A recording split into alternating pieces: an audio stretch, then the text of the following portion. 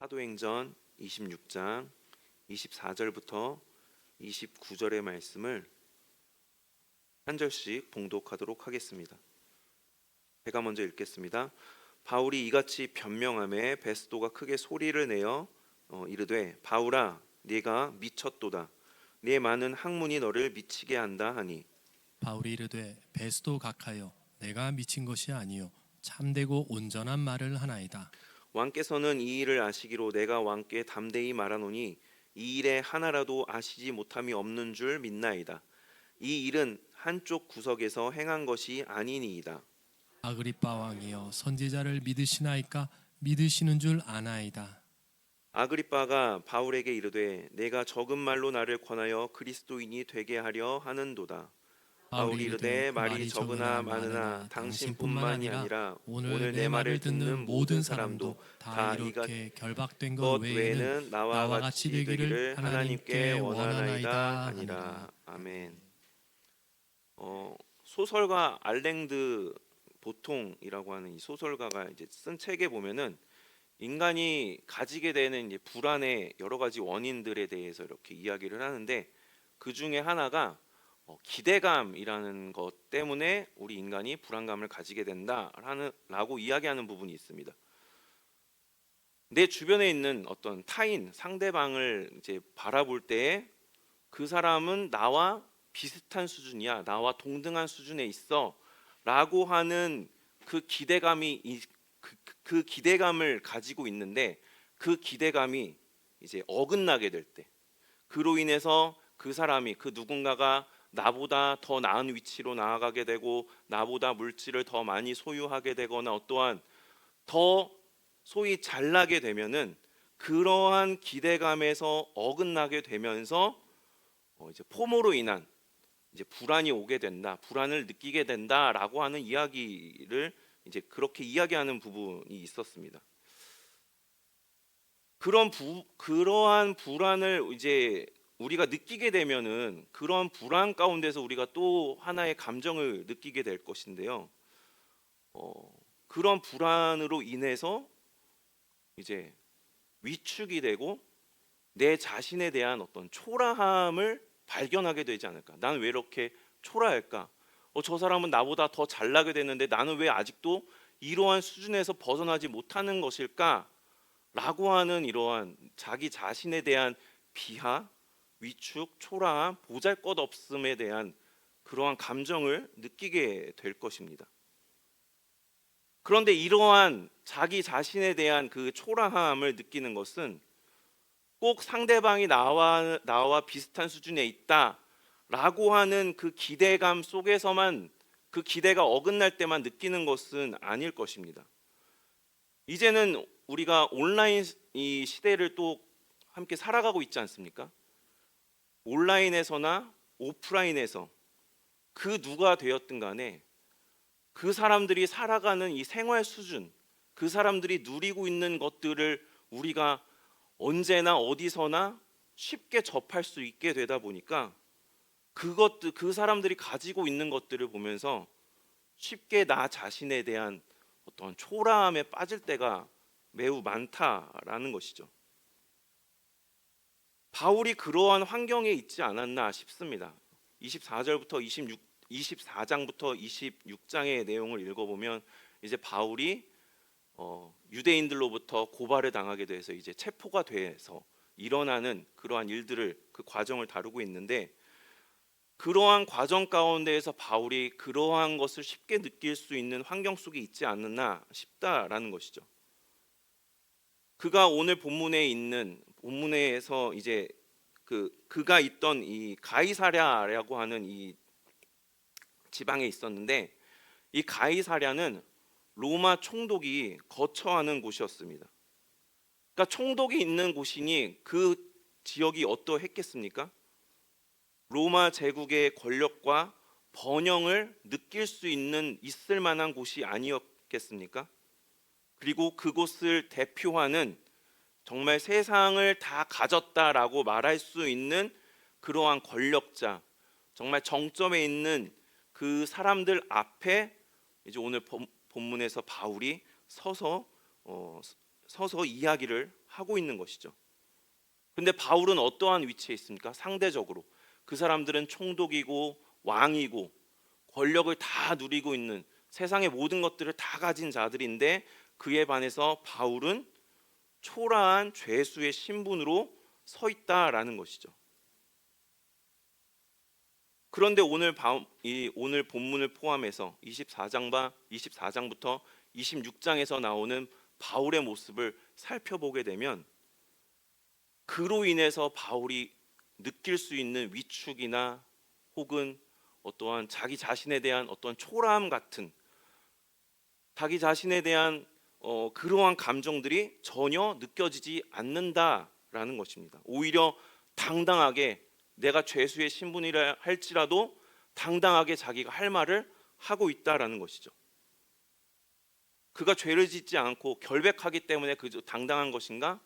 그렇지 않다. 오늘 본문을 통해서 두 가지를 저는 찾아보았는데요. 첫 번째 이유는 그가 증인이었기 때문에 당당할 수 있지 않았겠는가 하는 것입니다. 24장부터 26장까지 여러 차례 재판을 받는 과정을 보면은, 바울은 먼저 총독인 벨릭스 앞에 서고, 그 다음에 총독이 바뀌면서 베스도라고 하는 총독 앞에 서게 되고, 그 다음에 이때 당시에 분봉왕이었던 아그리빠 왕과 그리고 버니게 왕비 앞에 차례로 서게 됩니다. 그러니까 만나는 사람마다 다 권력의 정점에 있는, 세상을 다 가진 사람들 앞에만 이제 서게 되는 것이죠. 그런데 바울은 죄수복을 입고 있고, 아마도 발목이나 이렇게 손에 착고를 차고 있었을 것입니다. 바울의 형편을 생각해 본다면, 누구든지 그 바울과 같은 입장이라고 한다면 총독 앞에 서고 왕 앞에 서면 얼마나 눌림이 있겠습니까? 자기 존재에 대한 어떠한 무가치함을 느낄 수 있지 않았겠습니까? 굉장히 자기의 지금 처한 처지가 매우 초라해 보였을 것입니다. 그런데 성경은 바울을 그러한 시선으로 보지 않고 복음을 전하는 증인으로 조명을 하고 있다라는 것이죠. 바울이 서 있는 이 자리가 권력자들 앞에서 자기의 결백함을 주장하는 재판장의 자리로서 열린 것이었지만, 사실상 하나님께서 이 자리를 죄의 여부를 따지는 그러한 자리가 아닌, 복음을 마음껏 전할 수 있는 또한 강당 같은 그러한 자리로 열어주셨기 때문이다라는 것이죠. 그곳에 있던 사람들은 바울의 행동이 어떠한 죄에 해당되는지를, 잘잘못을, 그 여부를 따지기 위해서 자신들이 바울을 신문하고 있다라고 생각했을지 모르지만, 하나님은 그렇지 않았습니다. 그러한 입장을 바꾸셔서 바울이 말을 전할 때, 복음을 전할 때에 그들이 그 바울이 전하는 복음을 들을 수 있도록 하셨습니다. 그렇기 때문에 세상의 시선으로는 바울이 그 겉모습이 초라하고 보잘것없이 보였을지 몰라도, 하나님께서는 그를 증인으로 세워서 그 어떠한 사람 앞에서도, 그 사람이, 그 상대방이 비록 정말 최고 권력자다 할지라도 전혀 주눅들지 않게 당당하게 담대하게 복음을 전하도록 하셨습니다. 그래서 여기에 있던, 제가 생각하기로는 이 자리에 있던 그 누구도 바울을 보면서 왜 이렇게 초라해? 왜 이렇게 보잘것없어 보여? 이러한 생각을 못하지 않았을까?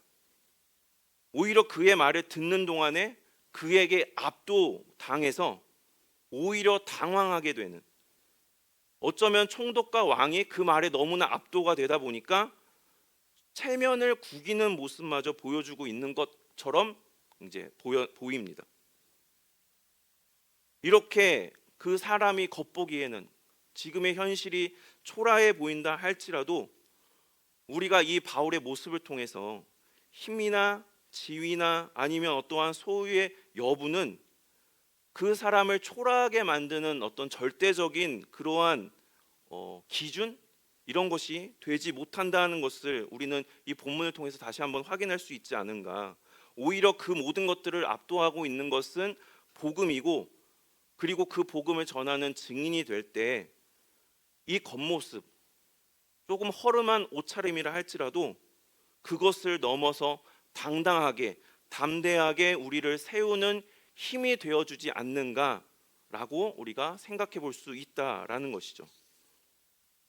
두 번째는 그가 하나님 나라를 경험했기 때문에 전혀 위축되지 않고 오히려 당당할 수 있지 않았는가. 저는 이제 이 본문을 이렇게 보면서 돌아가신 저희 아버지가 생각이 났습니다. 아버지께서 주님의 부르심을 이제 받은 후에 이제 장례 일정을, 그 장례식장에서 3일장을 이렇게 치르는데요.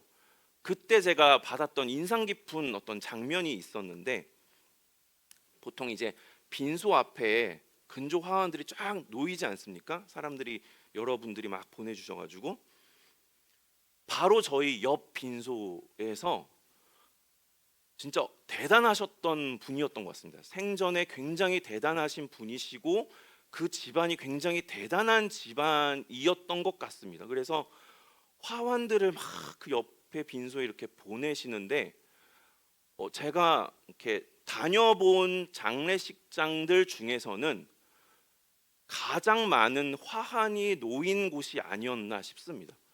그러니까 복도 양쪽을 이렇게 쫙 그 화환들로 채워져 있는데 자리가 없으니까 양 옆에 빈소들마저 그 화환 놓이는 장소에 마저도 그 분께 보내는, 그쪽으로 보내는 화환들이 쫙 놓이더라고요. 그래서 양쪽 복도를 그 층에서 다 채웠거든요. 그러니까 저희 아버지, 저희 장례식장은 이렇게 상대적으로 굉장히 이제 없었는데, 오히려 누가 누구 건지 모르다 보니까 야, 좋다, 다행이다 싶은 생각이 들 정도로 아예 그분 화환으로 완전히 그 층이 다 뒤덮이더라고요. 그 정도로 많이 보내신, 정말로 생전에 대단하셨던 분이었던 것 같습니다. 그러면 이렇게 평상시 같았으면 저를 봤을 때, 야, 저 사람 진짜 대단한 사람인가 보다 막 하면서, 야, 저 집안은 어떤 집안일까 막 이런 거에 대해서 생각했을 것 같은데, 그걸 보면서 제가 그때 당시에 느꼈던 그 생각이, 대단한가 보다. 그런데 그래서 그게 어쨌다고, 이런 생각이 들더라고요.